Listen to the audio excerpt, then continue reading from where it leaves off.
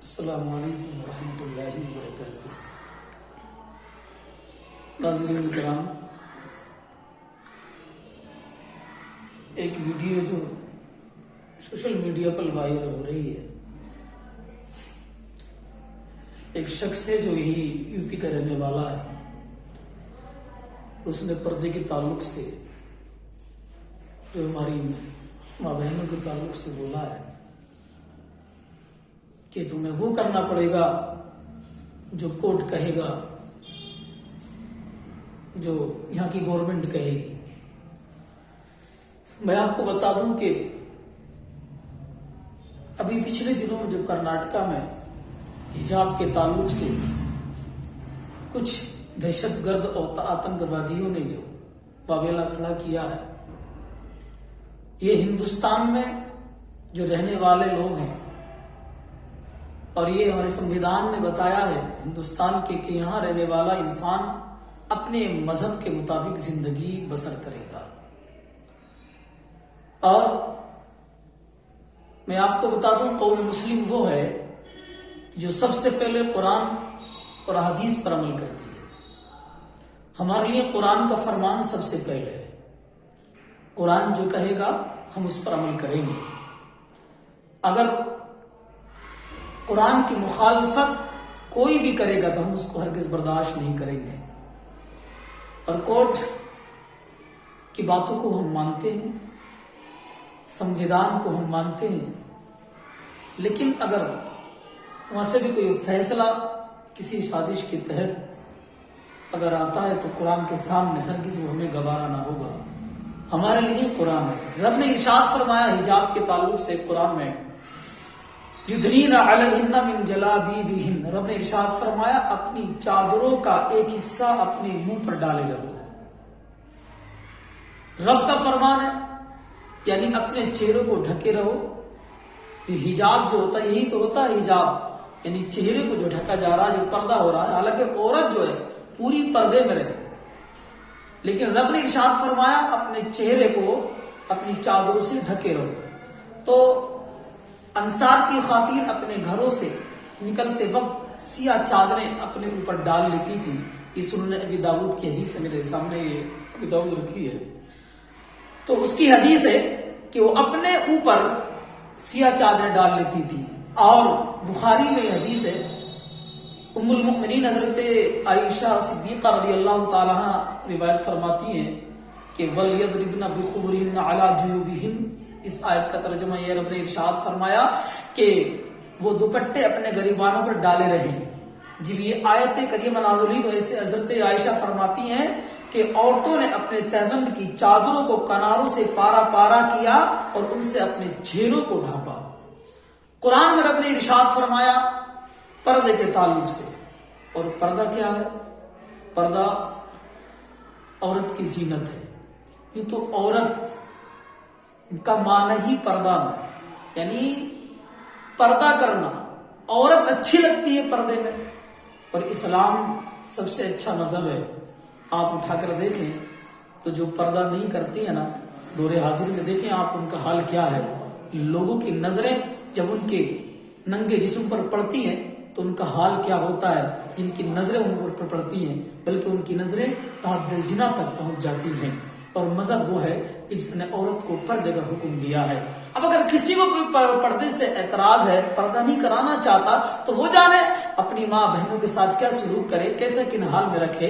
لیکن قوم مسلم کی بیٹیوں سے گزارش کرتا ہوں کہ وہ پردے میں ہر حال میں رہیں، کچھ بھی ہو لیکن پردہ کسی حال میں بھی نہیں چھوڑنا چاہیے۔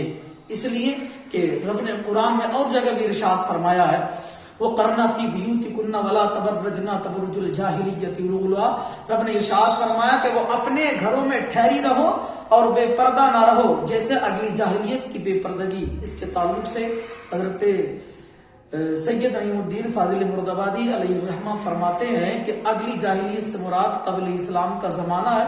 اس زمانے میں عورتیں اتراتی نکلتی تھی، اپنی زینت کو ظاہر کرتی تھی، بناؤ سنگار کو دوسروں پر ظاہر کرتی تھی، سینہ ابھار کر چلتی تھی، تو جس سے غیر مرد اس کو دیکھا کرتے تھے لباس ایسا پہنتی تھی جن سے ان کے جسم کے اعضاء اچھی طرح نہ ڈھکتے تھے۔ افسوس بتایا موجودہ دور میں بھی زمانے جاہلیت والی بے پردگی پائی جا رہی ہے کہ نہیں؟ جسے اس دور میں تھا ایسی آج بھی ہے کہ جو برقع عورتیں پہنتی ہیں اتنا ٹائٹ اور فٹنگ میں اتنا ہوتا ہے کہ ان کے اعضاء، ان کی حیت بالکل نظر آتی ہے۔ اور مذہب اسلام یہ کہتا ہے کہ پردہ ہو تو ایسا ہو کہ جب پردہ کر لے عورت تو یہ پتہ نہ چلے اس میں جوان ہے، بوڑھی ہے، کالی ہے، گوری ہے، کیسی ہے۔ اس کا نام پردہ ہے۔ آپ جانیں اب اگر کوئی کہے کہ کورٹ کے مطابق تمہیں چلنا ہے، سنویدھان کے مطابق ہی چلنا ہے، تو سنویدھان تو یہی کہتا ہے کہ ہر انسان اپنے مذہب کے مطابق زندگی بسر کرے۔ سنویدھان تو یہ کہتا ہے۔ اور قرآن کیا کہتا ہے؟ قرآن کہتا ہے کہ وَلَا يَضْرِبْنَ بِأَرْجُلِهِنَّ لِيُعْلَمَ مَا يُخْفِينَ مِنْ زِينَتِهِنَّ، کہ زمین پر پاؤں زور سے نہ رکھیں کہ جانا جائے ان کا چھپا ہوا سنگار۔ رب نے ارشاد فرمایا کہ عورتیں اتنا زور سے پیر بھی زمین پر نہ رکھیں کہ اس کی آواز دوسروں تک پہنچے، اس کی آواز دوسروں تک پہنچے۔ اس کے تعلق سے آپ خزائن العرفان صفحہ نمبر 522 میں آپ دیکھیں تو اس میں لکھا ہوا حضرت حضور سید نعیم الدین فاضل مرادآبادی فرماتے ہیں یعنی عورتیں گھر کے اندر چلنے پھرنے میں پاؤں اس قدر آہستہ رکھیں کہ ان کے زیور کی جھنکار دوسروں تک نہ جائے۔ اور مسئلہ اس لیے چاہیے کہ عورتیں بازے دار یعنی گھنگرودار پازے میں نہ پہنے، اس لیے کہ جس گھر میں گھنگرودار پازے میں پہنی جاتی ہیں اور اس کی آواز دوسروں تک پہنچتی ہے تو اللہ تعالیٰ اس گھر سے برکتیں اٹھا لیتا ہے، بلکہ اس گھر سے رحمت کے فرشتے چلے جاتے ہیں۔ جس گھر میں عورتیں گھنگرودار پازے میں پہنتی ہیں، اپنے سروں کو ننگا رکھتی ہیں، پتہ یہ مذہب اسلام ہے۔ ایسا مذہب آپ کو کہیں نہیں ملے گا۔ اب کوئی کہے کہ رب تبارک و تعالیٰ کا جو فرمان ہے ہم اس کے مطابق نہ چل کر دوسروں کا نمبر 124 حدیث پاک حضرت سیدنا عبداللہ بن زبیر رضی اللہ تعالیٰ عنہ فرماتے ہیں کہ ہمارے یہاں کی لوٹی حضرت زبیر رضی اللہ تعالیٰ عنہ کی لڑکی کو حضرت عمر رضی اللہ تعالیٰ عنہ کے پاس لائی اور اس کے پاؤں میں گھنگرودار پازیں تھی، تو حضرت فاروق اعظم رضی اللہ تعالیٰ عنہ نے انہیں کاٹ دیا اور فرمایا میں نے رسول کریم صلی اللہ علیہ وسلم سے سنا ہے ہر گھنگرو کے ساتھ ایک شیطان ہوتا ہے، ہر گھنگرو کے ساتھ ایک شیطان ہوتا ہے۔ میں گزارش کرتا ہوں اپنی قوم کی بیٹیوں سے کہ کورٹ کا جو بھی فیصلہ ہو لیکن پردے کو نہ چھوڑا جائے، ہر حال میں پردے میں رہیں۔ اس لیے ہمیں دنیا میں نہیں رہنا ہے، ہمیں اس دنیا سے جانا ہے، ہمیں رب کی بارگاہ میں جانا ہے۔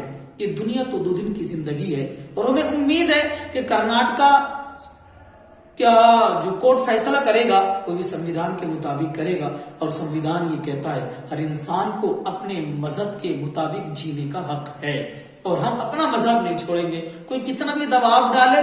اس لیے ہمارا مذہب قرآن ہمارے لیے سب سے پہلے ہے۔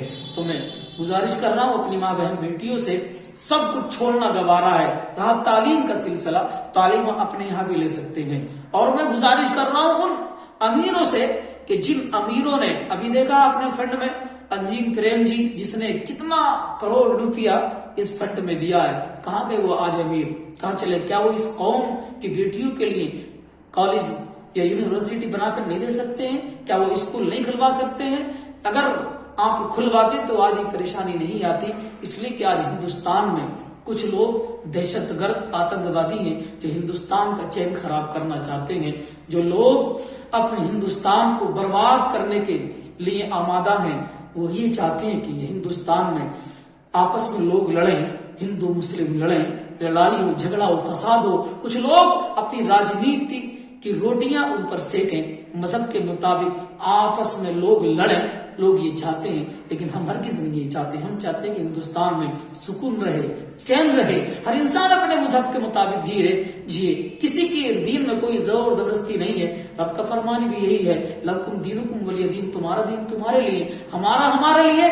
قرآن میں کسی کے لیے زبردستی نہیں ہے، ہر انسان اپنے مذہب کے مطابق جیے اور ہم وہ کریں گے جو قرآن کہے گا۔ اللہ تعالی عنہ کا بیٹا جنگ میں شہید ہو گیا۔ آپ رضی اللہ تعالی عنہ ان کے بارے میں معلومات حاصل کرنے کے لیے نقاب ڈالے ہوئے بارگاہ رسالت صلی اللہ علیہ وسلم میں حاضر ہوئی تو اس پر کسی نے حیرت سے کہا اس وقت بھی آپ نے نقاب ڈال رکھا ہے؟ تو کہنے لگی میں نے بیٹا کھویا ہے۔ شرم نہیں کھوئی، یہ وہ ہیں جن کے دلوں میں عشق رسول ہوتا ہے۔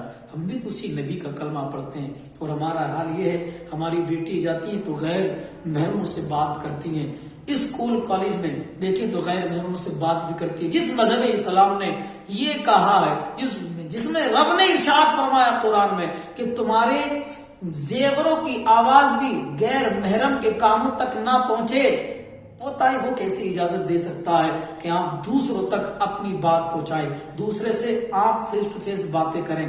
کہ ہمیں چاہیے اپنی بیٹیوں کو ایسی جگہوں سے بچائیں، غیر محرموں سے بات کرنے سے۔ تعلیم جیسے آپ سے ممکن ہو، لیکن شریعت کے دائرے میں رہ کر، میں تعلیم کو مخالف نہیں ہوں، لیکن شریعت کے دائرے میں رہ کر اپنی بیٹیوں کو تعلیم دلائیے، قرآن کے فرمان پر عمل کرتے ہوئے دلائیے۔ السلام علیکم ورحمۃ اللہ۔